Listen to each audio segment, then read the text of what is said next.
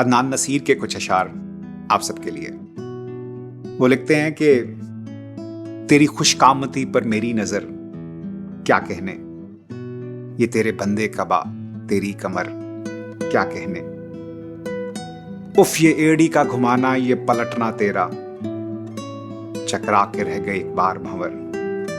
کیا کہنے، تیرے لفظوں سے چمک اٹھے خد و خال میرے، لب تیرے چاندنی کی راہ گزر کیا کہنے، دل کسی طور کسی سے نہ سنبھالا جائے، آئینہ بھی کہے اتنا نہ سنور کیا کہنے، اتنا پیارا ہے مجھے جانے ادا جانے غزل،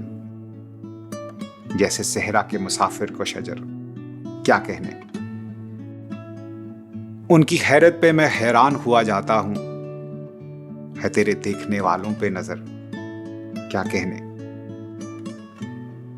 دلکشی حسن میں ہے جادو بیانی سے تیری، اے میرے حلقہ ارباب ہنر کیا کہنے۔